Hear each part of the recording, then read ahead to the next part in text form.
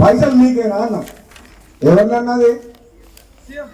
ముఖ్యమంత్రి రేవంత్ రెడ్డి అన్నా లేదా? నాకేమర్థమైందంటే 20 నెలల నుంచి మన మునుగోడు నియోజకవర్గంలో రోడ్ల కాంట్రాక్టర్లకు, దేనికి బిల్డింగ్ కట్టిన వాళ్ళకు, సీసీ రోడ్లకు, దేనిలకు ఒక్క రూపాయి మీద వస్తలేదు. మీరు మంత్రి దగ్గర పోయి అడిగినా రాలే, 100 సార్లు తిరిగినా రాలే.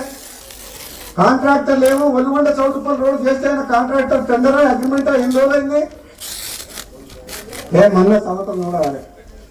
ఒలిగొండ చౌటుపల్లి రోడ్ పని చేయమంటే బిల్లు ఇప్పి అంటుంది. బిల్లు ఏమో నా చేతులు లేదు. అది ఎవరిస్తే వస్తుంది? ముఖ్యమంత్రి ఇవ్వాలి. ఈ ముఖ్యమంత్రి ఉద్దేశించి అదే అన్నా, ముఖ్యమంత్రిని విమర్శించలేడు, పార్టీని విమర్శించలేను. ప్రజలు నన్ను అడుగుతున్నారు, ప్రజలు రోడ్డు చేయమంటుండ్రు, ఇంకేదైనా పని చేయమంటుండ్రు. పదవులలో మీరే ఉంటుండే, పైసలు మీరే తీసుకుంటుంటే, మీ నియోజకవర్గం పోతుండే, పదవులు కూడా మీకే ఉంటాయి. కనీసం నా పదవి అయినందుకు కనీసం పైసలు రాదంటున్నాను. అలా ఉందా? పదవులు మీకైనా తీసుకోండి, పదవులు మీరు అనుభవించినా పర్వాలేదు, మాత్రం నాకు అన్యాయం చేసినా పర్వాలేదు. కానీ మా మునుగోడు నియోజకవర్గానికి నాకు ఎన్నుకున్న ప్రజలకు అన్యాయం చేయకుండా మీ మునుగోడు సహకరించమని చెప్తుంది. మీరు ఇంతకంటే మంచి ఎడ దొరుకుతుంది? దొరుకుతాడు నాకైనా మంచోడు చెప్పరు.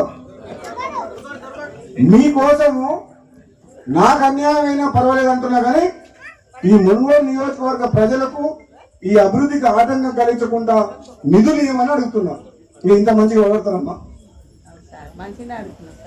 అందుకని అంటున్నా, తప్పకుండా రాబోయే స్థానిక సంస్థల్లో మంచోళ్ళని ఎన్నుకోరి.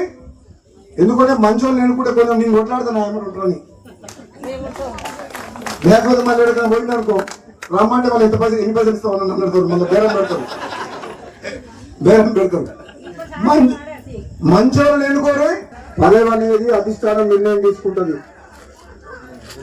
ఆ పదవి అనేది నాకు ఒక బాధ్యత తప్పితే అది వస్తే ప్రజలకు లాభం. అది వచ్చేటప్పుడు వస్తుంది. ఎన్ని రోజులు ఆపలేదు, మనం ఆపగలుగుతారా? ఆపితే మనం ఊకుంటామా? నేను ఊకునే మనిషినేనా? నేను ఎప్పుడైనా సరే మీ గురించి ఆలోచిస్తున్నా.